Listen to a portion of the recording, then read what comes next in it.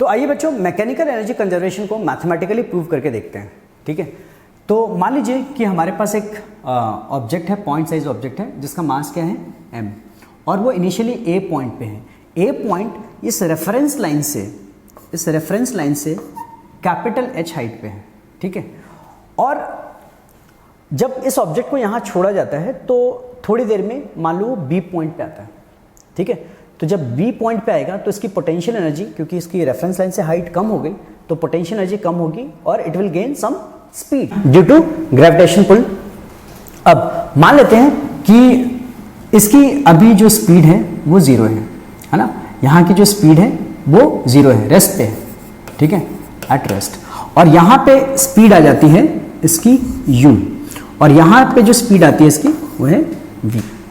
ठीक है, तो अगर मैं मैकेनिकल एनर्जी एट ए लिखूं, मैकेनिकल एनर्जी एट ए लिखना चाहूं तो क्या लिखूंगा, potential energy at A plus kinetic energy at A. ठीक है, तो पोटेंशियल एनर्जी एट ए कैसे लिखूंगा, रेफरेंस लाइन से इसकी हाइट h को इसके m एंड g से मल्टीप्लाई कर दूंगा तो क्या आ जाएगा mg इंटू कैपिटल H। इसकी स्पीड जीरो है तो काइनेटिक एनर्जी क्या हो जाएगी, हाफ m इंटू जीरो का स्क्वायर। तो यहाँ पे पोटेंशियल एनर्जी कितनी आ गई, mgh, काइनेटिक एनर्जी कितनी हो गई, जीरो। तो टोटल मैकेनिकल एनर्जी कितनी हो गई एट ए, mgh। तो mechanical energy at A is mg कैपिटल H।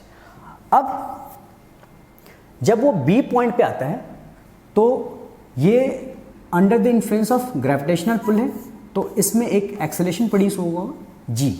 ठीक है, तो मैं यहाँ पे इक्वेशन ऑफ मोशन यूज कर सकता हूँ। इसको मान लेते हैं फाइनल पोजीशन, ये मान लेते हैं इनिशियल पोजीशन। तो ये इसकी जो स्पीड हो गई वो क्या होगी फाइनल, और ये जीरो इसकी इनिशियल। तो मैं यहाँ पे लिख सकता हूँ फॉर पॉइंट बी। ठीक है, क्या लिख सकता हूँ मैं, final velocity that is u का square minus initial speed zero का square equal to 2g। And यहाँ पे क्या लिखते हैं बच्चों, यहाँ लिखते हैं डिस्प्लेसमेंट, दोनों पॉइंट के बीच का डिस्प्लेसमेंट। तो इस पॉइंट और इस पॉइंट के बीच का डिस्प्लेसमेंट मैंने क्या मान लिया, h माइनस एच। क्यों, क्योंकि अगर ये h हाइट पे है और जो A पोजीशन है ये यहाँ से कैपिटल H पे है तो बचा हुआ डिस्टेंस कितना होगा, h माइनस एच। तो यहाँ पे मैं लिखूंगा h माइनस एच। तो u स्क्वायर की वैल्यू हो गई 2g h माइनस एच। ठीक है बच्चों, तो अगर मैं इसमें u square 2g h minus H में दोनों तरफ हाफ m से मल्टीप्लाई कर दूँ, हाफ m से मल्टीप्लाई कर। ठीक है, ये हाफ m इधर और हाफ m इधर, दोनों मैंने मल्टीप्लाई कर दिए दोनों साइड पे। तो यहाँ पे क्या हो जाएगा, 2 और 2 कैंसिल हो गया। ठीक है, तो क्या बचेगा mgh माइनस एच,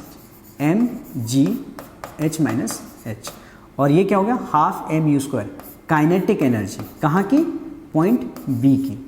तो पॉइंट B पे काइनेटिक एनर्जी आ गई mgh माइनस एच। ठीक है बच्चों, अब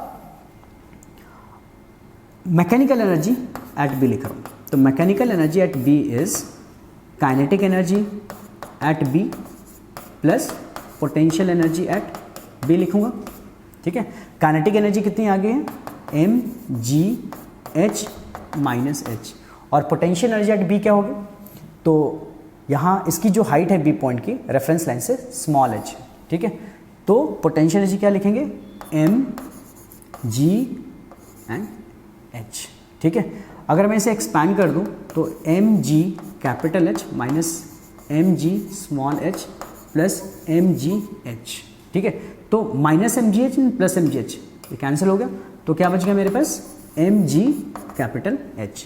ये हो गई हमारी मैकेनिकल एनर्जी एट B, जो कि किसके इक्वल आ रही है, मैकेनिकल एनर्जी एट A के इक्वल आ रही है। देखिए mechanical energy at A is mg कैपिटल H और mechanical energy at B is also mg कैपिटल H। ठीक है, अब देख लेते हैं कि C पॉइंट पे क्या होगा।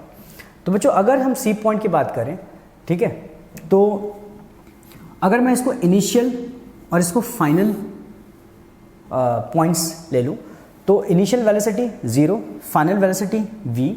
तो सबसे पहले इसकी स्पीड निकाल लेते हैं, तो वही फॉर्मूला यूज़ करूँगा मैं, final speed that is v square, initial speed that is 0 square, तो v स्क्वायर 0 स्क्वायर। अगेन जो थ्रू आउट एक्सेलेरेशन है वो क्या है, g है, तो 2g एंड इन दो पॉइंट्स के बीच का डिस्प्लेसमेंट कितना है, h, तो कैपिटल H। तो v स्क्वायर हमारा क्या आ गया, 2g capital H। Again half m multiply करेंगे both side to get the expression of kinetic energy, है ना। तो यहाँ पे half of m v square, है ना, और 2gh, इसमें भी मैं हाफ और m मल्टीप्लाई करता हूँ, तो यहाँ से ये 2 और 2 कैंसिल हो गया, तो क्या आ गया, mg कैपिटल H। तो काइनेटिक एनर्जी एट C, ये पॉइंट क्या है, C पॉइंट है, तो kinetic energy at C will be mg कैपिटल H। ठीक है, अब पोटेंशियल एनर्जी की बात करते हैं। तो क्योंकि ये रेफरेंस लाइन के ऊपर ही है, तो इस पॉइंट का इस लाइन से कोई हाइट नहीं है, कोई डेप्थ नहीं है, इसलिए इसकी पोटेंशियल एनर्जी क्या होगी, 0। तो पोटेंशियल एनर्जी एट C क्या लिख सकते हैं हम लोग, mg, हाइट के नाम पे 0 लिख सकते हैं। ठीक है, तो इस तरह से क्या हो गया, 0। तो potential energy at C is 0। तो total mechanical energy at C लिखना हो तो क्या लिखेंगे, तो mechanical energy at C is sum of kinetic energy at C and potential energy. तो kinetic energy at C plus potential energy at C। Kinetic energy कितनी आ गई थी, mg कैपिटल H एंड पोटेंशियल एनर्जी कितनी थी, 0। तो mechanical energy at C will be mg कैपिटल H। तो इस तरह से हम देख सकते हैं कि mechanical energy at B, mechanical energy at C and mechanical energy at A, तीनों जगह पे हमारी मैकेनिकल एनर्जी क्या हुई है, सेम आ गई।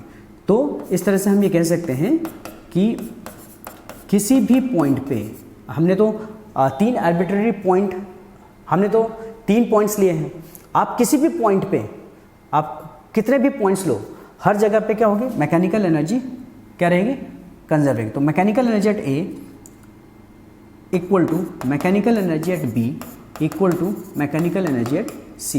तो इस तरह से हमने मैथमेटिकली ये प्रूव कर दिया कि मैकेनिकल एनर्जी कंजर्व रहती है अगर ऑब्जेक्ट की मूवमेंट सिर्फ कंजर्वेटिव फोर्सेस के इन्फ्लुएंस में हो रहा हो। ठीक है बच्चों।